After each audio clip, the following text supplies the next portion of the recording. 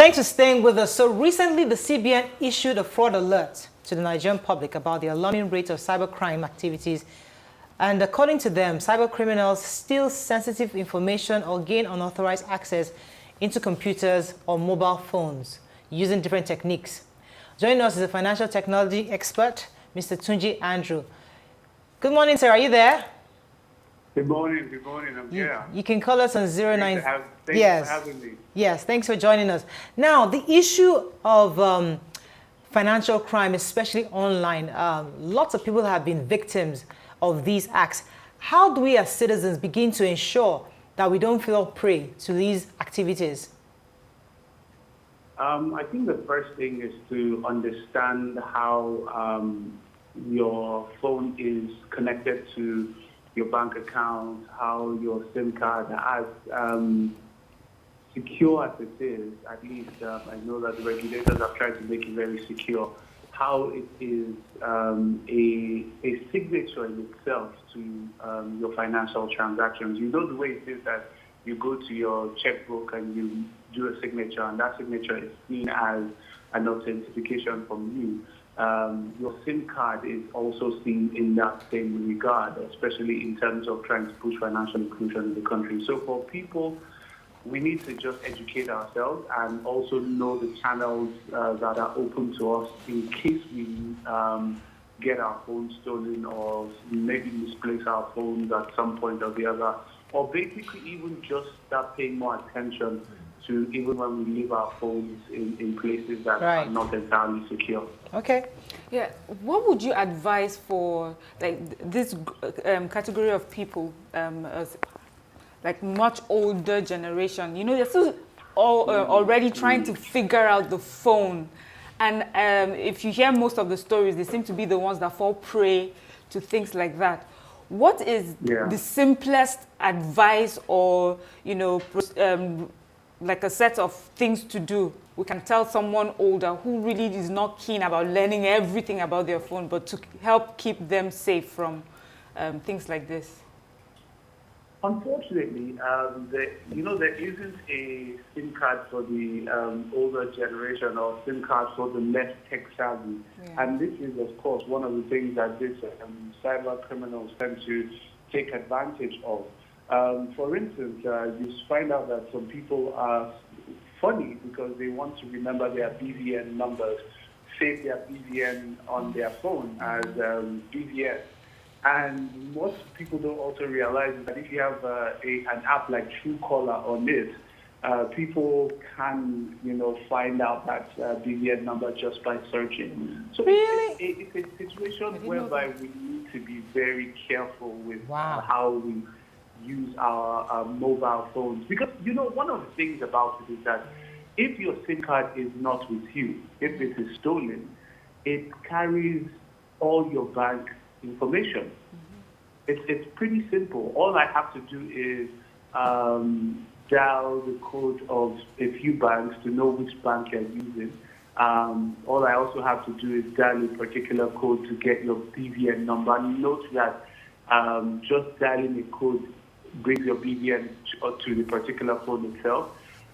It's not very complex to be able to hack your phone. It's not a very complex thing. And the reason for this is, like I said again, in trying to push financial inclusion, because USSD transactions are very easy. You don't need the internet to do it.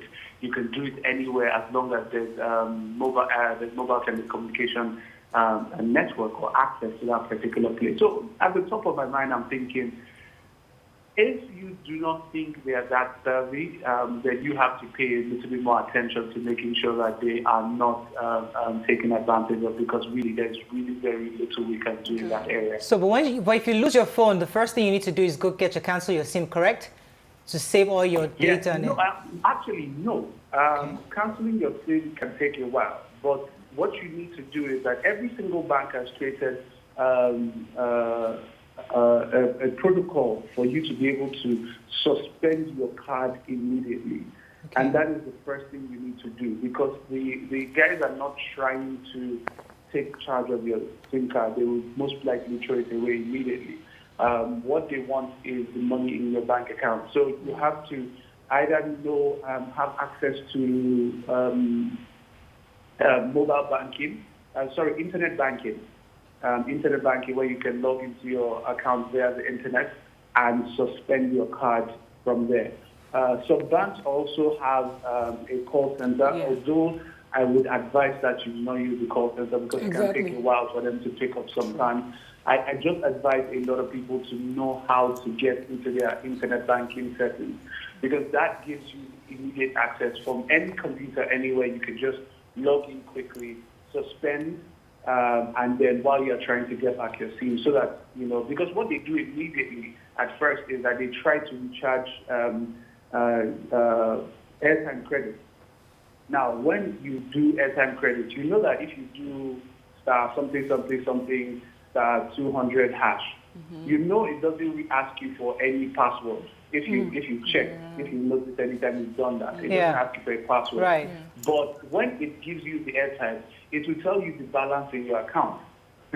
Right. So immediately, that's the first thing they do. So once they've done that, they know how much is in their account. They know what to be targeting, so they go straight for it. So while they're trying to do that, you also have to be very quick to go into your account and suspend it. Interesting. If the money is taken by these people, I don't think there's much liability you can put on the bank. No. Usually you bear the liability. Yes, they don't. So, okay, I want to because also you find out that some people leave it so carelessly that even these people will then use the line and go to one of these fintechs that give you loans, take a loan, Okay. goes into your account. All right, let's talk about what you resort to do when this happens. So most of the banks and the the internet banking apps that they've given us have sort of reassured us with what we see on them. But I had an experience where I looked on the app and there's an account officer's phone number and name to my account. But ever since, anytime I have such issues and I call the number on that, she never picks it up. I have her name and everything. I've sent her SMSs when I had issues. I had to personally go on the app, find a way to deal with the issue myself. So if you don't have someone to guide you on exceptional issues of when it involves a SIM card loss or any other thing like that, and the banks, what exactly can you do? Maybe through the CBN or somewhere else? So I get the situation with you calling your account officer and they're not responding. Unfortunately, they have multiple people they are dealing with, and at the same time, they still have massive targets to meet up with. So a lot of the time, those people do not pick up those phones. I don't think you have much leeway in terms of reporting misdemeanor on your phone because it is assumed that when you signed up to this thing, you need risk in taking it. And that is why they created those quick models for you to be able to get access to your account and block it. Also, some banks allow you to use USSD from a third-party phone. So you can use, even if there's no internet connection, you can't get into your internet banking. You can use USSD from a third-party phone, and if you have your details, of course, sign in and basically block your line. It's just a simple protocol to block your line. Right. Every bank is different in terms of doing that. But what you need to do is any phone around you really that has access to the network, whether internet or not, can be used to block your phone.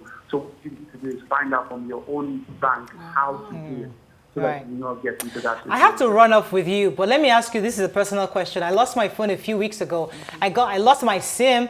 I canceled the SIM, and I got my SIM back. But I never went to the bank for anything because my money in the account was still there. So do I still have to be worried? Or I still need to get to the bank? Yes, you have to be worried. I'm surprised you are not worried. Please be worried. It's always a risk. Because what you must understand is that your SIM carries all your bank details. Every single bank detail you have, it carries everything, your SIM card. And it is an access to your money.